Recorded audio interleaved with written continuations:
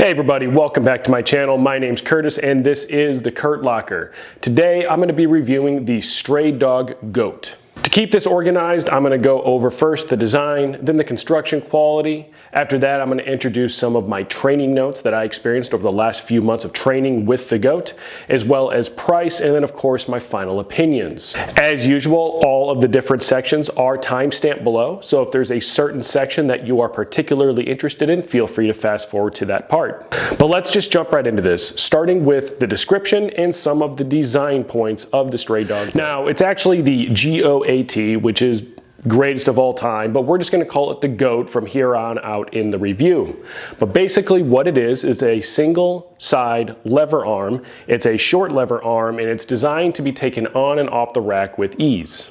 Now, a couple little notes right at the beginning. One, it does require the use of a 3x3 upright, although 5/8 and 1-inch holes are things that the G.O.A.T can work on. It comes on and off with the design of one hitch pin, and all that you have to do to remove it is remove the hitch pin. It will actually support itself while you move it, and then you take it off and put it back on at whatever location that your heart desires. When you get it into position, you can reinsert the pin and it's good to go. The highest position that the G.O.A.T can be used in is really dependent on the height of your rack. However, on my rack, it can only go so low even though the 1-inch holes extend a little bit low. Now on my particular rack, I can only get it down to about 18 inches off of the deck as measured from the floor to the top of the arm. The reason that I can't go any lower than that is because of the cross members that get in the way on the outside. As a note, if you have a flat-footed rack, you may actually be able to get this slightly lower to the ground, although it really doesn't make that big of a difference because an 18-inch box, as I would use it in this case, is actually not that tall in the grand scheme of things. Now the arm itself is 24 inches long and extends 23 inches from the hinge point to the end of the arm. Now there are holes here on the side, and you can use these holes to adjust the arm to be stationary at 11 different settings with these 6 holes.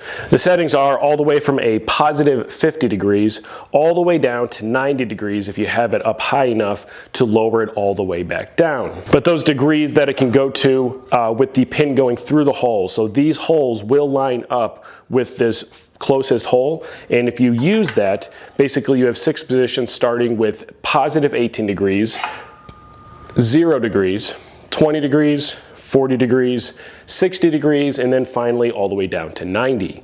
Now there is another way that you can support the arm, and that's by putting the pin underneath the arm. And when you do that, you go all the way from positive 50 to positive 30 to positive 10 to negative 10 to negative 30, negative 60, and then of course all the way back down to 90 degrees for a total of 11 different positions that this arm can be configured to stop in. The unit is made almost entirely of steel. In fact, it's all steel with an exception for the UHMW lining as well as the bronze bushing on the inside, and weighs a total of 27 pounds including the 2 hitch pins that come with it, the first one to secure it to the rack and the second one to move the arm. So the total real estate it's going to take up on your rack when it's installed is about 10.5 inches, and that's the distance from the top of this bracket to the bottom of this bracket, and it can be stored either on your rack itself or I store it over on my actual storage unit, which is also made out of 3x3 material with 1-inch holes. Now this G.O.A.T can be installed upside down, and in certain applications it's actually very handy to store it upside down because it then gives you those holes available on the top.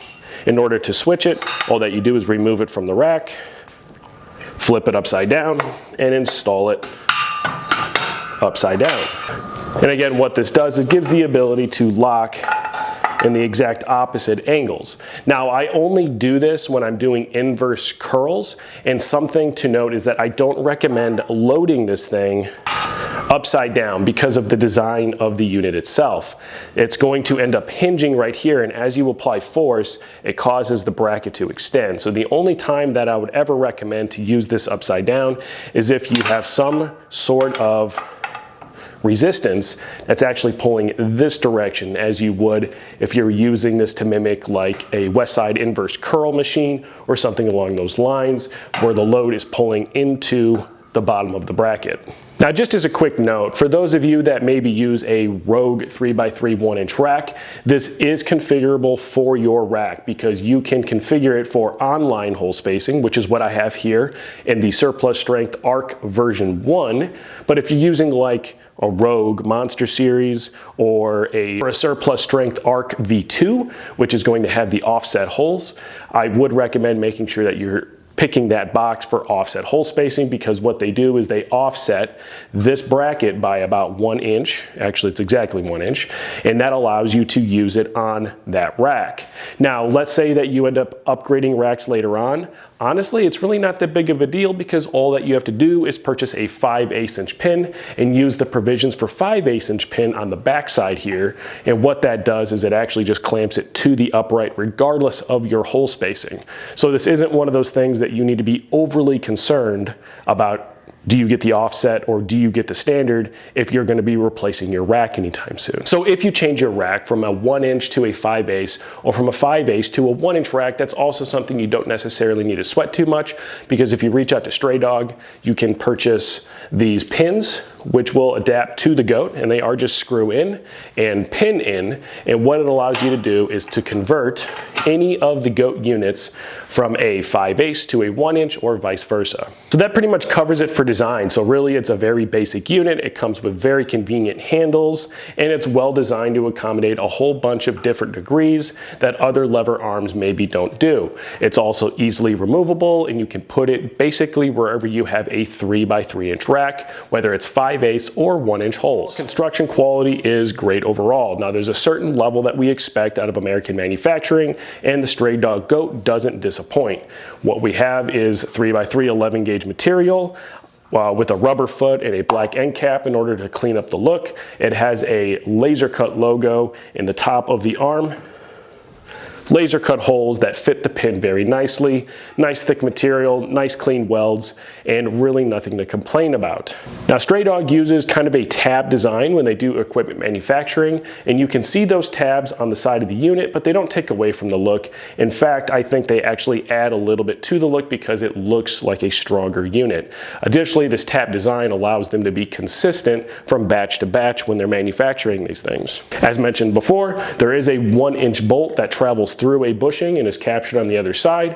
That 1 inch bolt and bushing system allows for a nice smooth motion. Over repeated use of the GOAT, you're not going to be noticing any wear actually occurring, as in some units where you have like a steel on steel, or where it's just a bolt through a hole, and eventually you'll end up wearing a pattern where that bolt extends through the hole.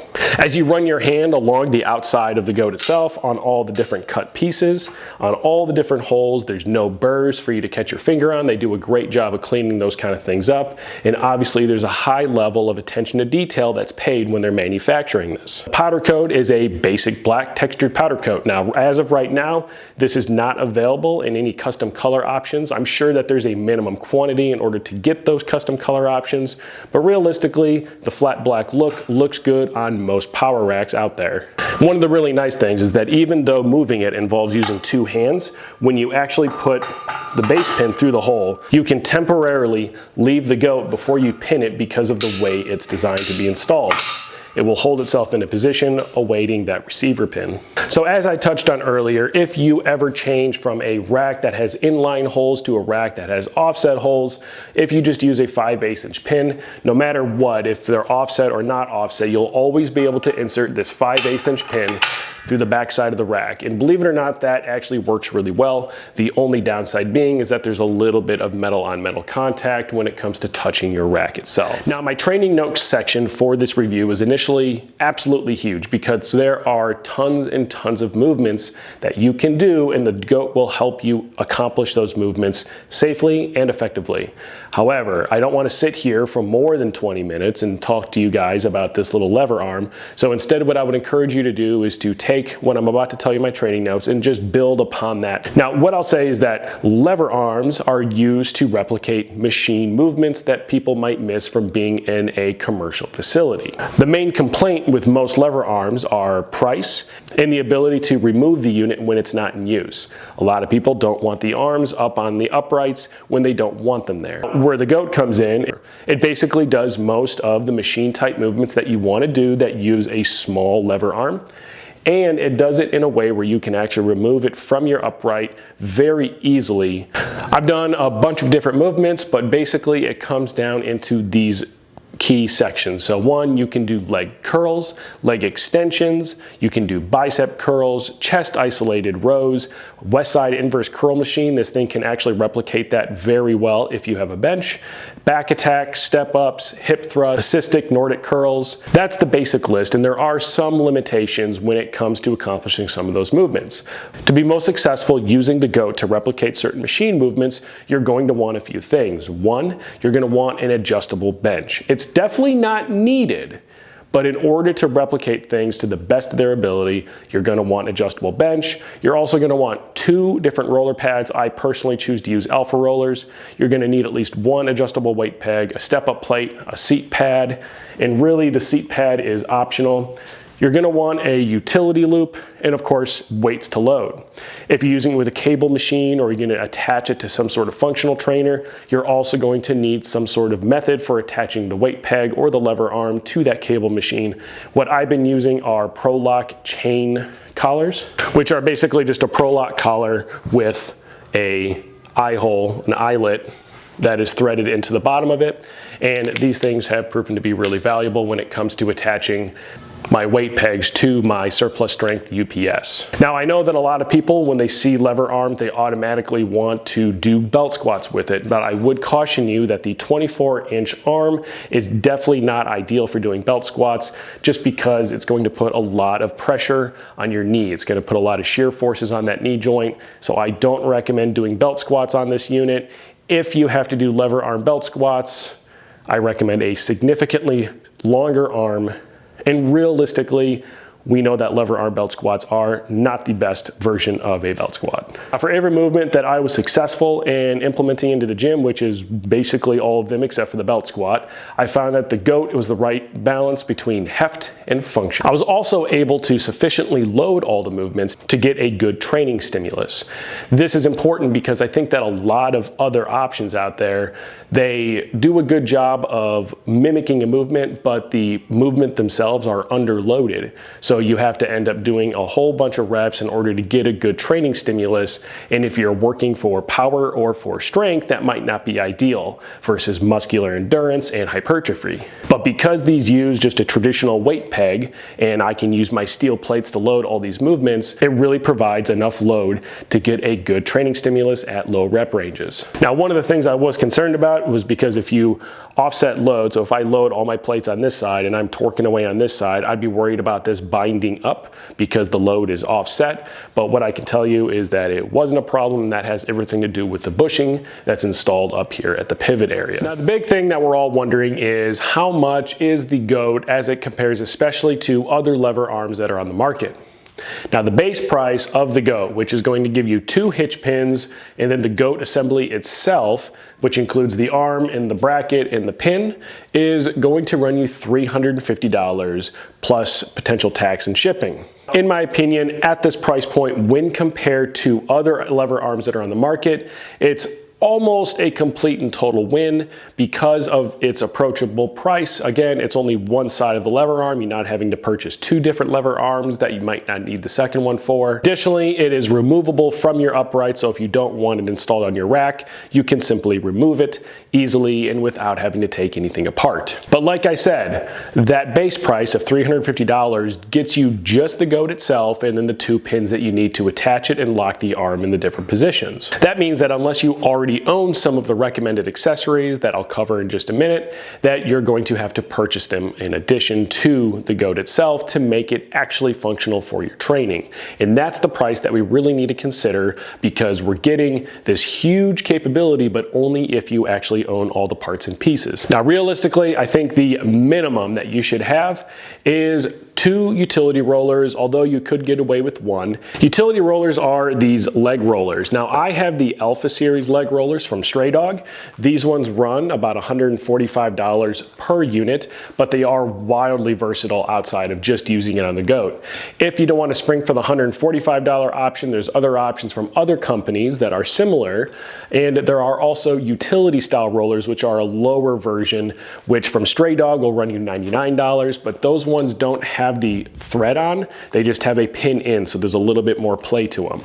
Additionally, Rep Fitness has a version available. However, the Rep Fitness ones are almost the same price as the Stray Dog ones, so it's almost not worth getting, although Rep does have free shipping. The second thing that you're going to need is 1 adjustable weight peg. Now, these are available from other companies like Rogue and Rep as well. I have the Stray Dog version here, and it's the adjustable one that comes with the threaded nut that you can adjust by hand, and this version, it cost $80. The next super important piece is the step-up plate. Now, the step-up plate is what I ended up using this thing with, using the GO.A.T to accomplish a lot of different movements with. I did plantar flexion step-ups, flat step-ups.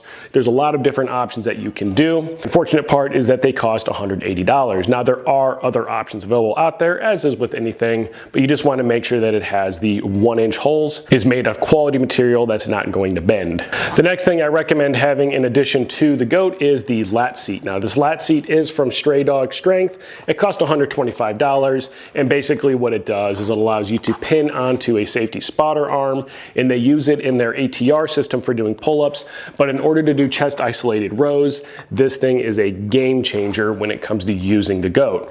You can also use it as a stone loading platform. So for me and my stone of steel, I like to load it onto this lat seat, and because I don't necessarily care too much about wear and tear, I'm okay with it getting a little damaged, but I will note that the only damage that's occurred as a result of using it is this little bitty tear right there.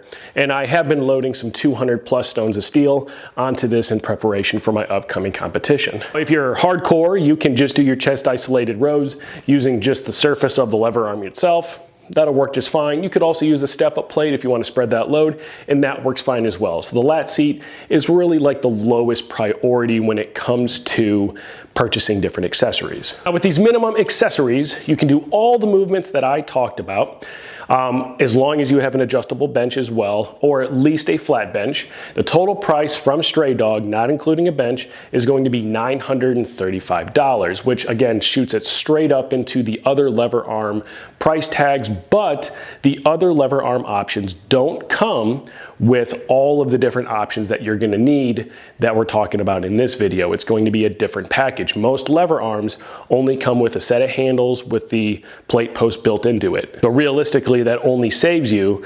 about $80. Now, $935 sounds a lot. Code KURTLOCKER at checkout does save you 10%. That brings it down to about $840 plus shipping.